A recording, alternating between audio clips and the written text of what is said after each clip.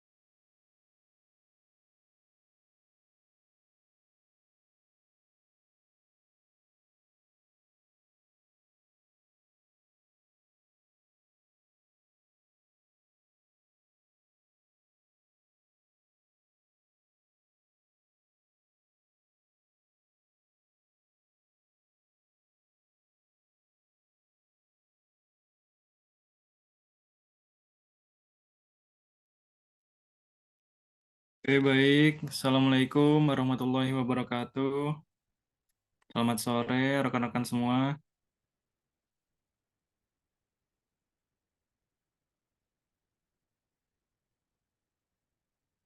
Halo, sore.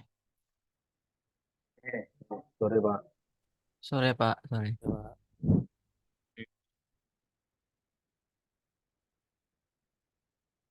Baik, ini kita mulai perkuliahan di pertemuan kedua ya.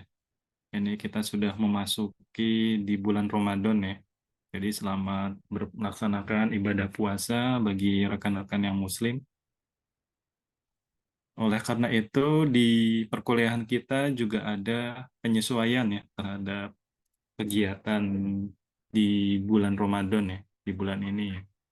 Jadi makanya perkuliahan kita cukup singkat ya teman-teman ya, sampai pukul 18.00. Cuman ini sepertinya tidak akan lama ya saya jelaskannya ya, karena teman-teman yang lain juga mungkin persiapan juga ya, persiapan untuk buka ya, mencari takjil atau dan lain-lain ya. Jadi makanya mungkin tidak akan lama ya, saya akan menjelaskannya. Baik, sebelum memulai perkuliahan, saya cek kehadiran terlebih dahulu ya. Oh iya, mohon teman-teman ini videonya diaktifin semua ya, kameranya ya. Ini sekalian saya cek kehadiran ya. Baik, Bagas sudah hadir?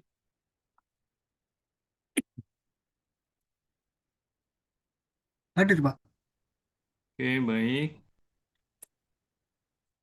Selanjutnya Bintang. Bintang hadir Pak. Oke, baik. Devin. Devin hadir Pak. Oke, baik. Dimas. Dimas. Dimas belum hadir ya?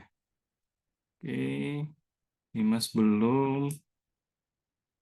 Irfan. Hadir Pak. Oke, baik. Khalid, Hadir Pak. dipanggilnya Khalid atau Khalid? Biasa dipanggil Khalid sih Pak. Lebih enak. Khalid. Oke. Oh ya, baik. Raihan. Hadir Pak. Raihan. Baik. Rizik. Hadir Pak. Oke. Reynal. Reynal. Reynal belum hadir ya? Oke. Usama.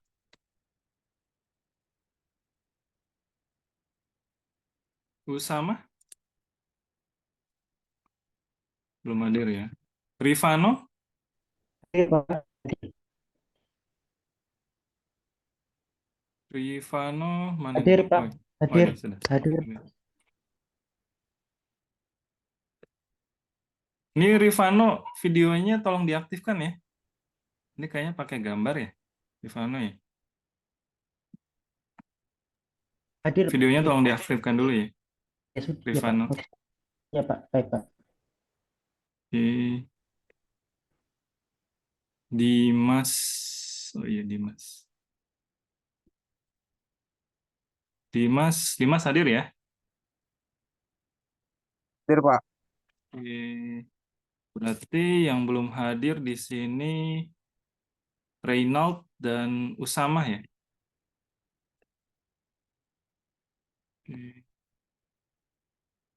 Baik, kita Usama hadir. Oh ya, Usama hadir ya. Oke.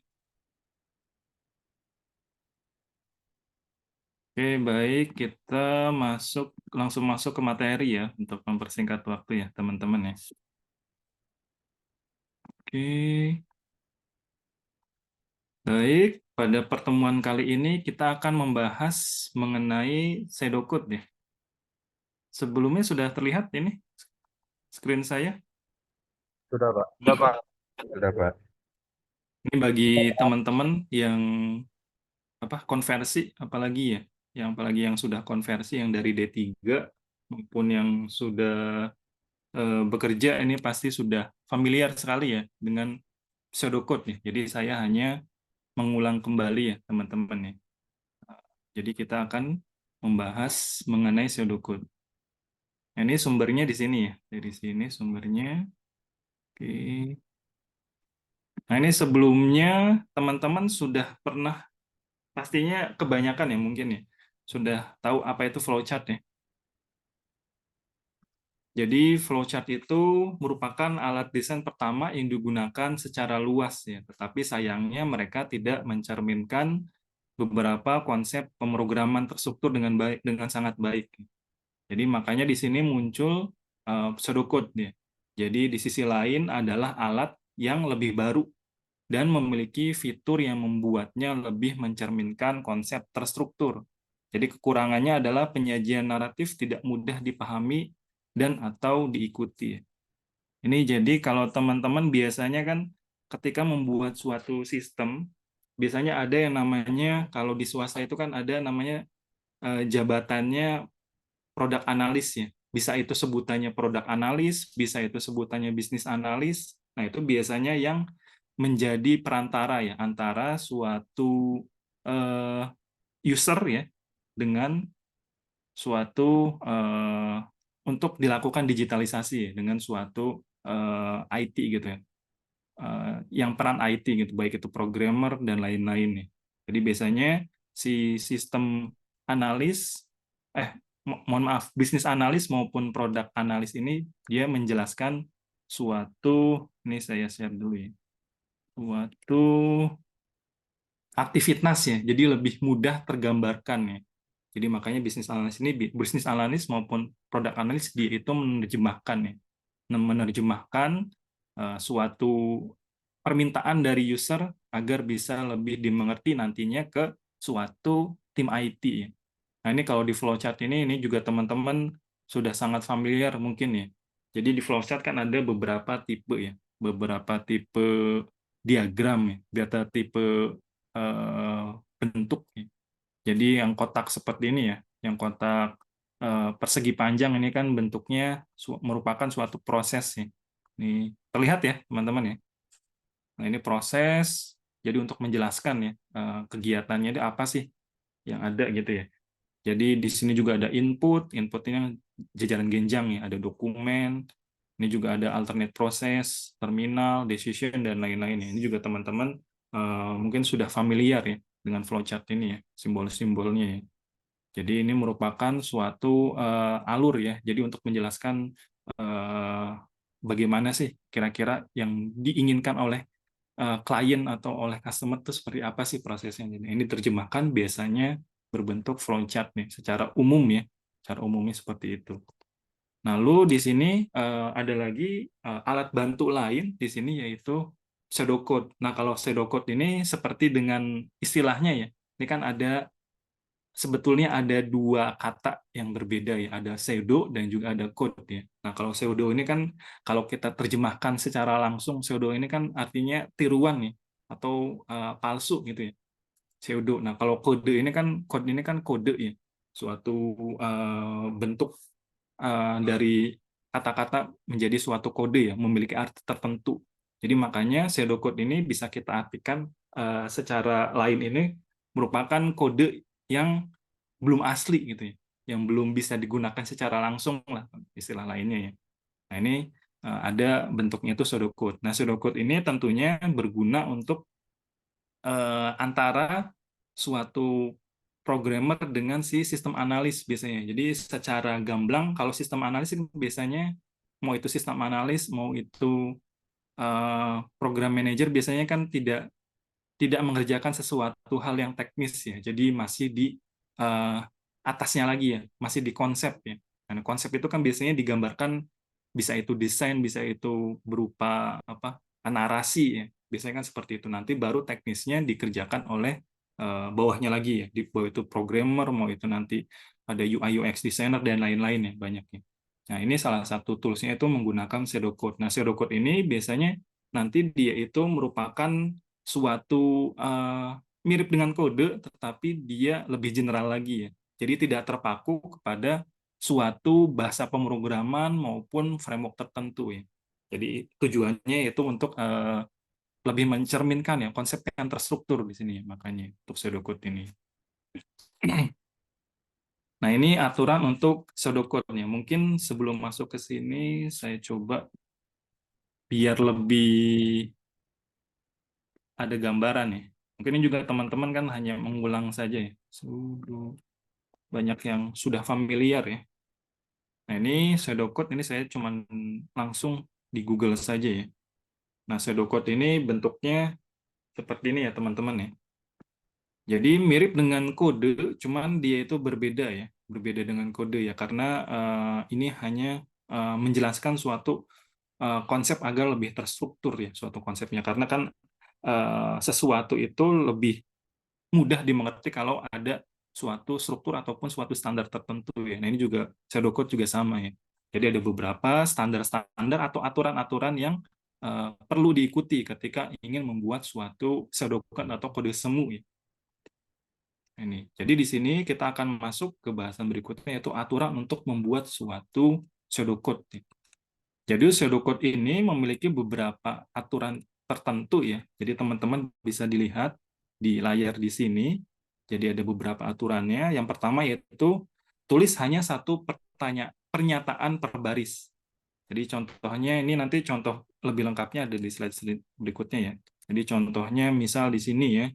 Di sini ada suatu program untuk mendefinisikan atau suatu pseudocode ya untuk membuat suatu program mengecek ganjil genap gitu ya kalau di contoh di sini ya. Nah, ini kan ada beberapa tahapan ya. Ini ada deklarasi, lalu ada algoritmanya di mana ya. Nah, di algoritma juga di sini kan per baris ini memiliki suatu aksi tertentu. Nah, yang dimaksud satu bentar, satu pernyataan per baris ini seperti apa? Yang dimaksud yaitu kalau kita ke contoh di sini, jadi satu pernyataan itu dalam satu baris ya ketika satu baris pertama ini ya input number gitu ya atau if number modulus bla bla bla jadi outputnya diisi genap gitu ya. Nah, itu hanya menjalankan satu pernyataan saja. Jadi di sini misalnya outputnya saya mau menampilkan output genap dan juga mau misalnya apa ya, mau melakukan pertambahan atau ada aksi-aksi lain gitu ya yang dalam satu baris itu lebih dari satu pernyataan. Nah, ini sebaiknya dihindari ya teman-teman. Karena apa? Karena tentunya akan menyulitkan untuk membaca ke orang lain gitu ya. Karena kan pseudocode ini biasanya di-share ini kan ke tim-tim yang teknis ya. Jadi makanya disarankan atau sebaiknya tidak dilakukan lebih dari satu pernyataan dalam satu baris. Jadi satu baris satu pernyataan saja ya. Jadi misal contoh lain ya, contoh lain misalnya ada program untuk eh, apa tata cara membuat nasi goreng gitu misalnya. Untuk ada misal teman-teman bikin program yang melibatkan CPS ya, Cyber Physical System atau IoT gitu ya. Jadi untuk ada robot nanti di situ bisa secara otomatis membuatkan nasi goreng gitu ya. Nah, itu teman-teman buat pseudocode-nya nih. Pseudocode-nya di situ teman-teman dalam satu baris membuat lebih dari satu pernyataan. Jadi misalnya memotong bawang, lalu selanjutnya eh, memotong sosis gitu ya. Nah, itu memotong bawang dan memotong sosis ini teman-teman buatnya di satu baris yang sama ya. Nah, ini tidak sebaiknya dihindari ya. Jadi satu baris di sini hanya satu pernyataan ya. Ini teman-teman yang lain videonya diaktifkan ya. Ini Usama, Irfan dan juga Devin ya, diaktifkan ya. Mohon diaktifkan videonya ya. Ini agar saya mengetahui juga ya kalau teman-teman eh, memperhatikan ya. Irfan dan juga Devin mohon diaktifkan ya videonya ya.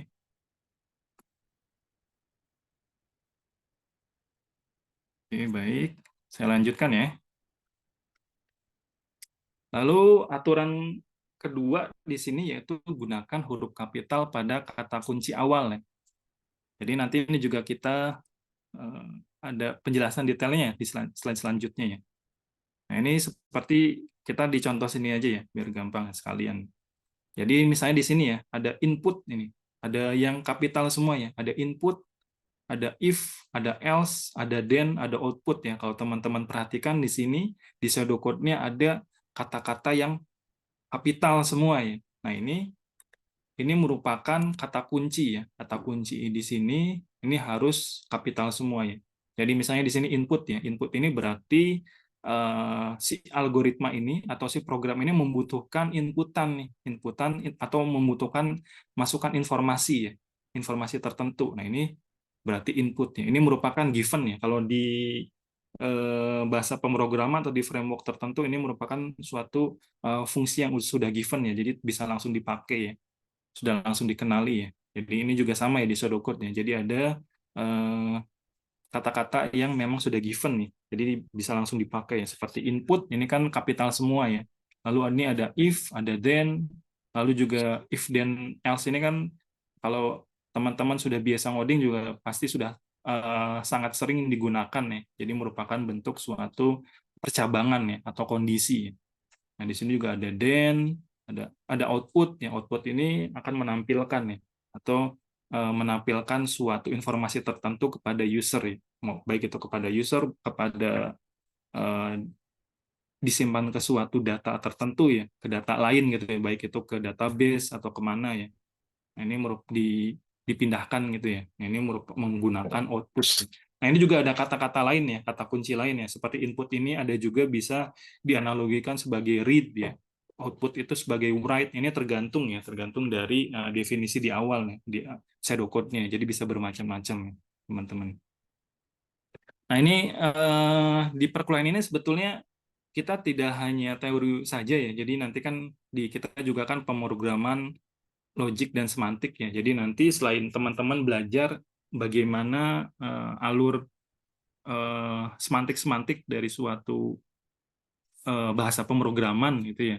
Nanti teman-teman juga kita sama-sama belajar untuk menggunakan beberapa bahasa pemrograman ya. Ini rencananya saya akan menggunakan bahasa Go ya, Golang ya, sama yang berbasis Erlang ya, seperti Elixir ya. Rencananya mungkin saya pakai Golang dan Elixir ya. Cuman yang Elixir saya juga sambil belajar juga ya teman-teman. Jadi antara nanti saya coba sekalian ngulik juga ya sambil sekalian sama-sama pelajari atau tidak ya. Cuman nanti kita sama-sama pakai Golang ya. Kalau Golang kita sama-sama juga ya pakai. Cuman nanti rencananya saya coba pakai Elixir juga ya. Cuman yang Elixir saya masih masih belajar juga ya. Ini intro saja ya teman-teman ya. Jadi di sini untuk aturan lain pada pseudocode yang ketiga yaitu indent ya. Jadi indent itu untuk memperlihatkan hierarki ya. Nah, indent ini kalau teman-teman pernah menggunakan bahasa seperti Python ya. Python kan dia betul-betul indentasi itu diperhatikan ya. Jadi kalau indentasinya tidak sesuai ya atau salah gitu ya, itu maka akan membuat si programnya error ya. Jadi berbeda ya dengan bahasa-bahasa pemrograman seperti PHP, Java dan lain-lain itu tidak perlu memperhatikan indentasi ya. Jadi di pseudocode juga ini sebaiknya indentasi ini diperhatikan ya teman-teman ya. Jadi agar lebih mudah ya untuk membacanya ya. Lalu yang keempat di sini yaitu struktur multiline akhir. Nah, ini maksudnya apa struktur multiline akhir? Mungkin tidak bisa terlihat ya di contoh yang ini ya. Ini coba saya cari yang lain nih. Contohnya di slide berikutnya ada sebetulnya, cuman ini sekalian saja ya.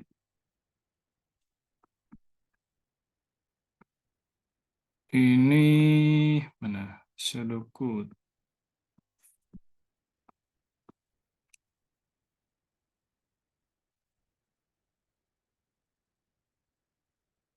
Yang lebih jelas tadi. Ini aja ya. Ini kan contoh pseudocode-nya ya.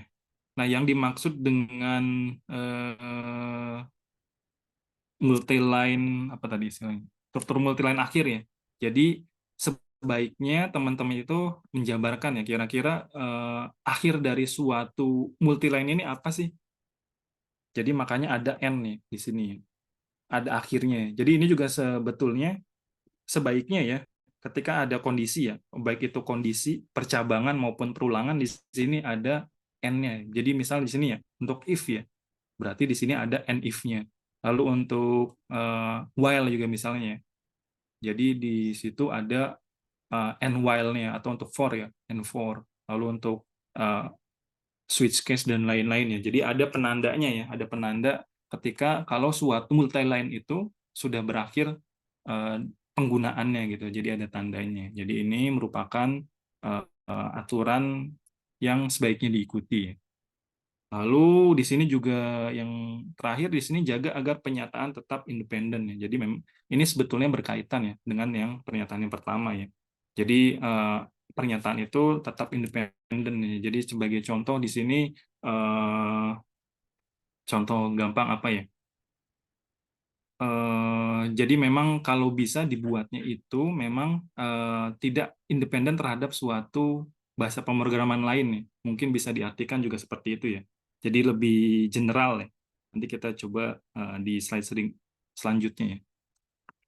Nah ini yang lebih detailnya ya, penjelasan lebih detailnya ya tadi dari aturan-aturan yang tadi dijelaskan. Di sini contohnya satu pernyataan per baris tadi ya. Jadi setiap pernyataan dalam pseudocode harus mengekspresikan hanya satu tindakan untuk komputer. Jadi jika daftar tugas ini task list ya, digambar dengan benar, maka dalam kebanyakan kasus setiap tugas akan sesuai dengan satu baris pseudocode. Jadi makanya di sini satu pernyataan sebaiknya dituliskan atau dikonsepkan hanya satu baris ya, di pseudocode-nya. Jadi contohnya seperti ini ya. Nanti teman-teman bisa lihat di slide-nya ya untuk dipelajari lebih lanjut secara mandiri. Ini sebelum kelas juga saya coba akses e-learning ya. Ternyata masih belum dibuatkan rumahnya untuk mata kuliah kita ya. Jadi nanti saya coba kontak lagi ke Pak Agung ya. Jadi di e-learningnya bagaimana ya? Karena belum ada ya. Jadi saya belum bisa upload untuk materinya. Mungkin ini sudah dibuatkan grupnya belum ya? Untuk mata kuliah ini, grup WhatsApp-nya. Di sini ada ketua kelasnya.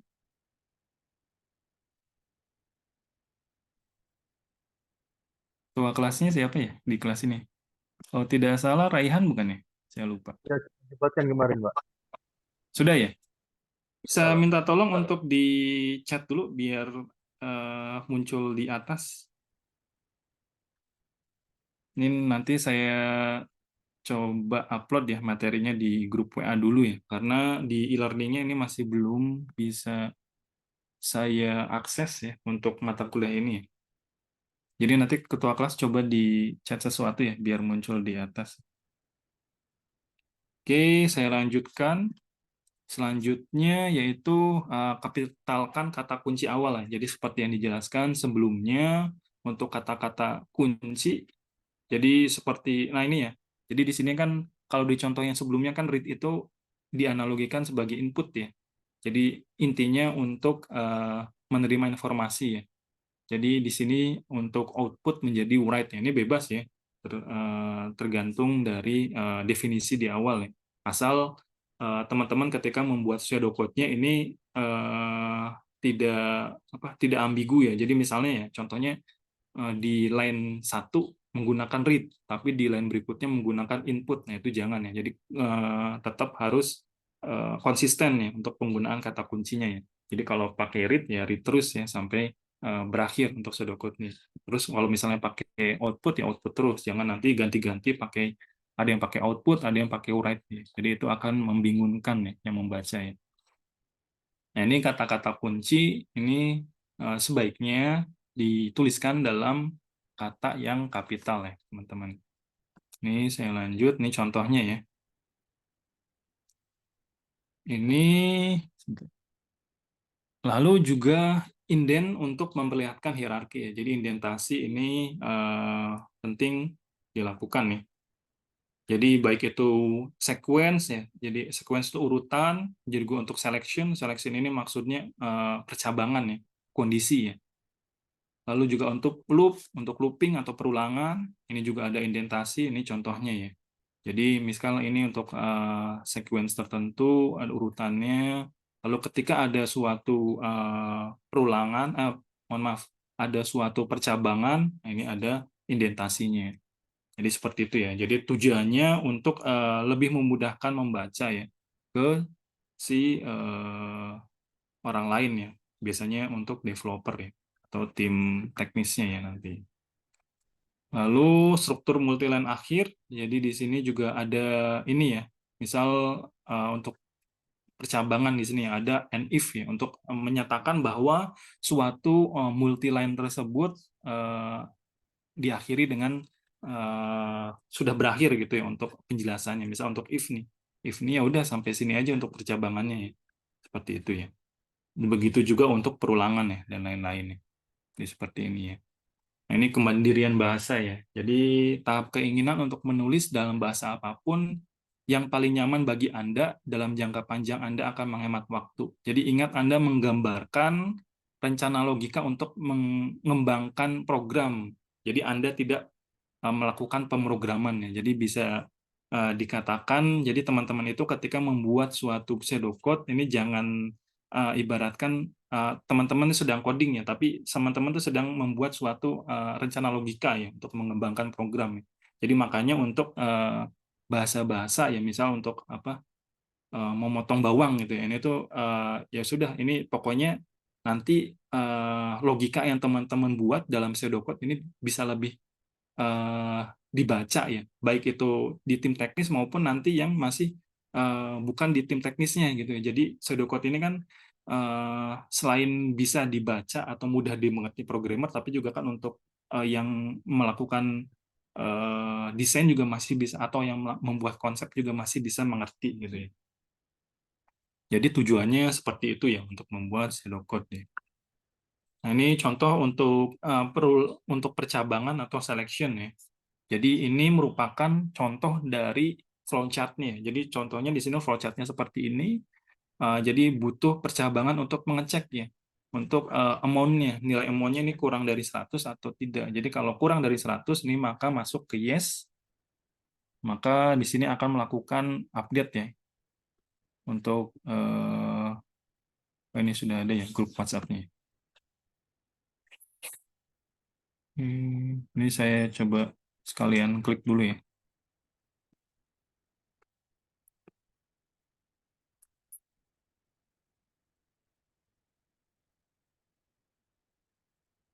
Ini sekalian saya upload ya.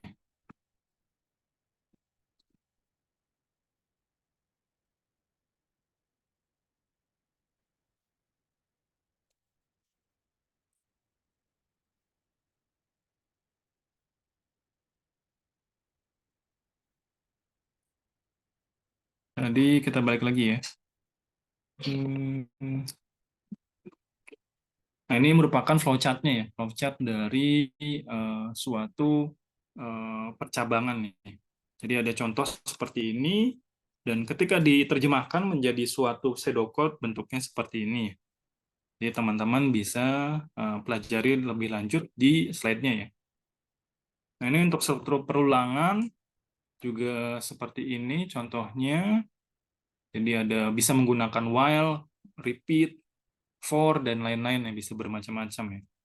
Nah, ini contoh dari flowchart-nya ya, teman-teman ya. Contoh seperti ini dan nanti diterjemahkan menjadi suatu pseudocode seperti ini ya, teman. Nah, ini teman-teman di suatu pseudocode juga ada bisa dikatakan apa ya? Bagian ya, kontainer atau modulasi ya, dimodulasi seperti bahasa pemrograman ya. Kalau di bahasa Python kan modulasinya itu pakai def ya depannya ya. Tandanya itu pakai def ya, atau bahasa-bahasa yang lain misal bahasa Java gitu ya, ada public, private, lalu ada yang default-nya dan juga ada yang protected dan lain-lain ya. Nah, itu kan menjadi suatu fungsi ya yang bisa dipanggil ya. Nah, di pseudocode juga sama bisa ya untuk modulasi juga bisa dilakukan ya. Nah, ini contohnya ya. Contohnya di bawah sini ya. Jadi di sini contohnya ada yang di main kodenya seperti ini, di dalam while-nya itu ada memanggil suatu proses gitu ya. Dimodulasi ya di dalam prosesnya. Nah, di dalam proses di sini ada fungsi-fungsi untuk add dan juga untuk write ya. Jadi bisa dilakukan ya untuk memodularisasi ya suatu kode ya seperti ini ya di pseudocode juga. Nah, ini contohnya yang lain, teman-teman bisa baca ya. Ini mirip ya soalnya. Ini bisa saya lewat. Nah, ini kelebihan kelemahan ini saya lewat saja ya. Ini bisa teman-teman baca juga. Nah, untuk akses data ini juga eh, nah ini biasanya menggunakan read ya. Nah, akses data kan macam-macam ya. Bisa akses data itu dari biasanya kan inputan ya. Inputan baik itu dari inputan keyboard, baik itu dari file dan lain-lain ya. Jadi bisa macam-macam ya untuk read ini. Ini saya lewat saja ya. Nah, ini untuk aturan penamaan variabel di pseudocode ya. Ini jadi untuk aturan penamaan variabel di pseudocode ini perlu teman-teman perhatikan ya. Jadi ada aturannya juga ya. Jadi sebaiknya ini diawali dengan huruf kecil ya. Lalu yang kedua di sini tidak berisi spasi dan juga kata-kata tambahan dimulai dengan huruf kapital. Oh ya, untuk variabel ini teman-teman sudah familiar ya. Apa itu variabel ya?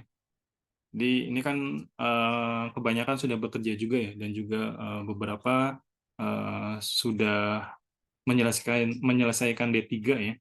Jadi variabel itu yaitu suatu istilahnya data ya. Bisa dikatakan data ya, temporary ya biasanya di program tersebut saja ya. Jadi untuk menyimpan suatu data tertentu ya. Jadi variabel itu ya. Nah, ini ada aturannya ya. Nah, ini maksudnya apa? Kata-kata tambahan dimulai dengan huruf kapital. Jadi contohnya ini ya, teman-teman ya. Misalnya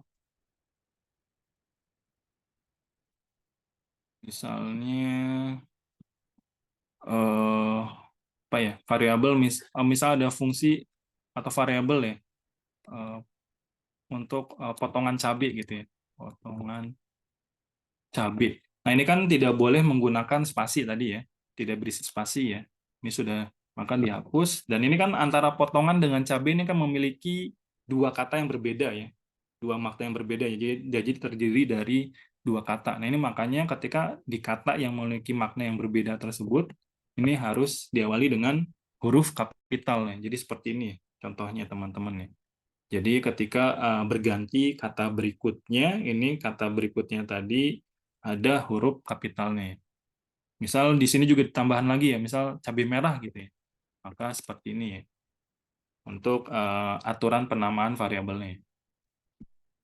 Lalu juga di sini nama unik dalam kode ya. Jadi makanya di sini namanya harus unik ya, tidak sama. Jadi makanya ketika digunakan kembali suatu variabel ini maka nilainya maka si variabel tersebut masih menggunakan variabel yang sama ya. Jadi harus unik ya. Jadi kalau misalnya ternyata teman-teman ini mau menyimpan untuk cabai merah gitu ya.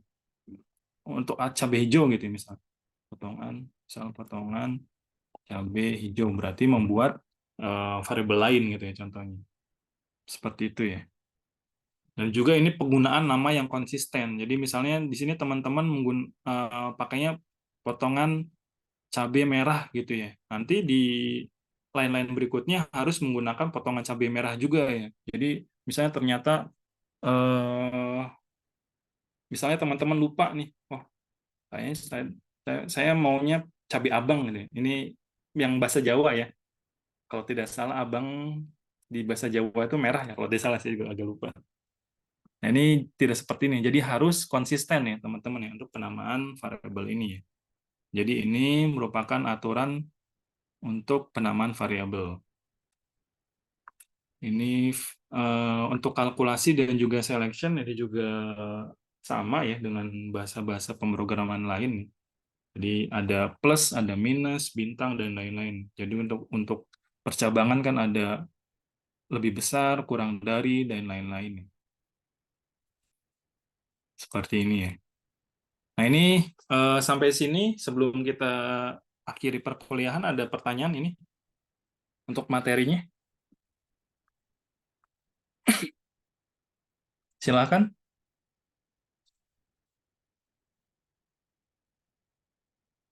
Sudah cukup jelas semuanya ya? Cukup mudah ya? Baik, di sini ada tugas ya teman-teman ya. Ini karena masih belum ada untuk e-learningnya, teman-teman bisa mengumpulkan melalui email ya. Ini emailnya saya chat di grup ya.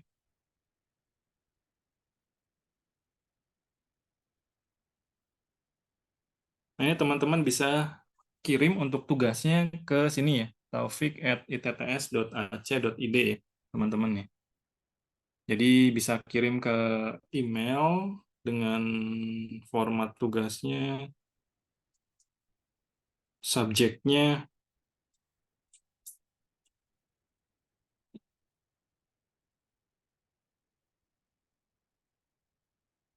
_1 mungkin ya. Ini mata kuliah pemrograman logik ya. Pemrograman logik dan semantik. PLS kali ya.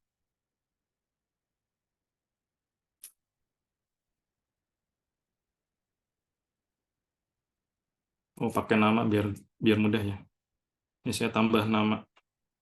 Nah, seperti ini ya untuk subjeknya ya. Subjeknya PLS underscore tugas underscore 1 underscore nim underscore nama ya untuk subjeknya ya. Nah, ini tugasnya cukup mudah teman-teman ya. Jadi teman-teman membuat flowchart disertai dengan sedokut nih untuk proses penjadwalan perkuliahan mahasiswa ya. Jadi teman-teman buat flowchart dan juga buat sedokutnya ya. Jadi untuk penjadwalan perkuliahan ya. Jadi di penjadwalan perkuliahan kan ada beberapa kondisi ya yang perlu dicek ya, seperti kapasitas kelasnya berapa, jadi tidak semua kelas bisa digunakan, dan juga kelasnya kan ada yang dia itu belajarnya teori, ada yang perlu belajar praktek misalnya, dan lain-lain ya, segala macam. Jadi teman-teman di situ disertakan ya, kira-kira untuk proses penjadwalan perkuliahan itu seperti apa sih di mahasiswa, baik itu plotting per semesternya, plotting orangnya, plotting kelasnya di mana, dan plotting perkuliahannya segala macam. Ini teman-teman silakan dibuat flowchart dan juga pseudocode-nya. Nah, untuk tugasnya ada yang ingin ditanyakan? Silakan. Masih Untuk cukup mudah kita ya. Ya, untuk deadline-nya minggu depan ya, di hari Rabu ya berarti ya, di Selasa malam berarti ya. Jadi paling lambat nanti di Selasa 2359 ya. Jadi di Rabu teman-teman nanti teman-teman di minggu depan bisa bisa saja saya minta tampilkan ya di beberapa teman-teman nanti ya tugasnya. Jadi teman-teman nanti saya minta menjelaskan ya untuk tugasnya nanti. Ada lagi yang ingin ditanyakan? Pak, saya belum diadmin, Pak. Reynaldi ya? Oke. Iya. Reynaldi.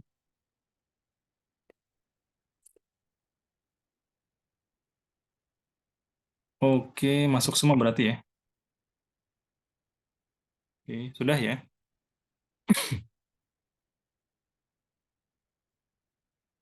Ada yang ingin ditanyakan untuk tugasnya?